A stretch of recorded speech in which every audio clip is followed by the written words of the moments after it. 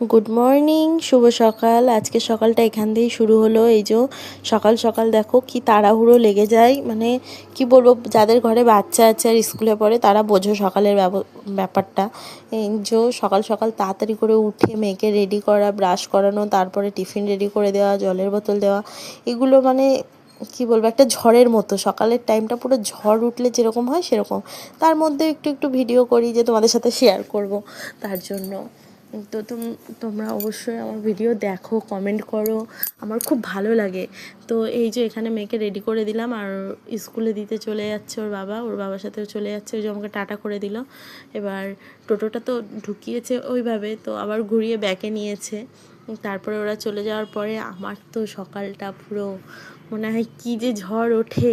মেয়েটা যতক্ষণ না স্কুলে যায় ততক্ষণই, স্কুল চলে গেলে ব্যাস, তারপরে আমি আমার মতো করে আস্তে আস্তে ধীরে সুস্থে কাজ বাজ রান্না সারি। এবার ওকে স্কুলে দেওয়ার পরে আমার প্রথম কাজ হচ্ছে আমি একটা গ্রিন টি খাই আর দুটো বিস্কুট দিয়ে খাই। তো ওইটা খাওয়ার পরে শুরু হয় তারপরে আরেক যুদ্ধ। যত দুনিয়ার কাচা মাজা মোছা প্রতিটা ঘরেই আছে, ওটা বলে লাভ নেই। তো ওই শুরু হয়। আর সেরকমভাবে আমি ভিডিও, মানে কি বলবো, সবসময় ক্যামেরা নিয়ে ভিডিও করাটা অভ্যস্ত নই আর পারিও না। যেটুকু পারি সেটুকুই ভিডিও করি আর সেটুকুই তোমাদের সামনে তুলে ধরি। আর এই যে এখানে দেখছো আমি রেডি করে নিয়ে আমি একটু নিজের মতো করে বসে খেয়ে নিয়েছি। ওই বসে খাবো ওইটুকু টাইমটাই নিজের, তাতে 10 মিনিট বসি আর 15 মিনিট বসি, যেটুকু টাইম বসবো খাবো একটু ফোন দেখবো ব্যাস।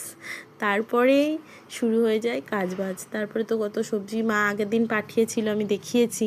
সেই সবজিগুলো বের করে এক এক করে সব কেটে কুটে মা পাঠিয়েছিল, ধুয়ে পরিষ্কার করে রান্নার মশলা করা থাকে, তো রান্না শুরু করে দিয়েছিলাম।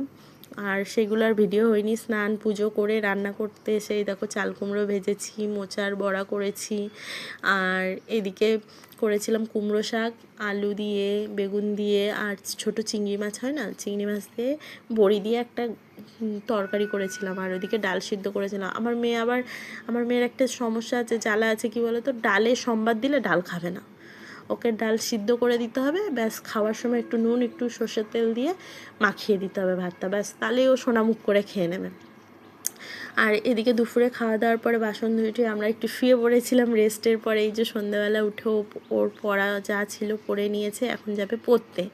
এখন ওর বায়না, ওকে দুদিকে চুল বেঁধে দিতে হবে, বা চুল এমনি বাঁধলে হবে না, ওকে বিনুনি করে দিতে হবে।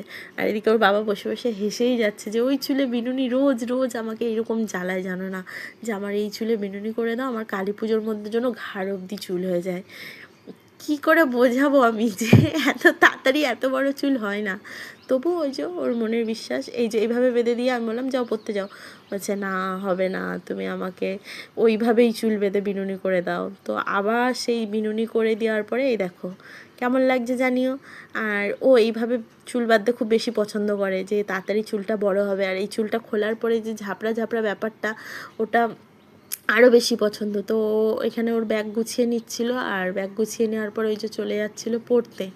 জলের বোতলে জল ছিল সকালের, তো ওটা ফেলে দিয়ে ও আবার নতুন করে জল ভরবে। নিচে টাইম কলে আমাদের এখানে সব সময় জল পড়ে, তো ওখান থেকে জল ভরে নিয়ে ও চলে যাচ্ছে পড়তে। আর আজকে আমার জন্য স্পেশাল একটা সারপ্রাইজ আছে। সন্ধেবেলায় আমার সেজো যে আমাকে দিয়ে গেছে ফুচকা, মানে বিজয়া করেছে, বিজয়াতে সবাই মিষ্টি খাও আর আমি খাবো ফুচকা। তো ও চলে যাচ্ছে, আর আমি ওকে বললাম যে তুমি ওকে তাহলে টিউশনিতে দিয়ে কয় বোতল জল ভরে নিয়ে আসো। আমি বললাম এখানে আমাদের এখানে সবসময় জল পড়ে।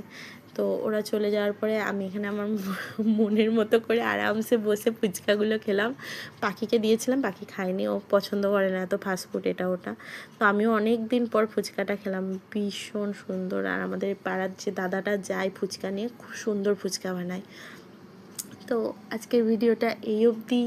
চলো আবার পরে একটা নতুন ভিডিওতে দেখা হবে। সবাই ভালো থেকো, সুস্থ থেকো, আর আমার ভিডিও দেখতে থেকো, বেশি বেশি করে লাইক কমেন্ট করো। টাটা।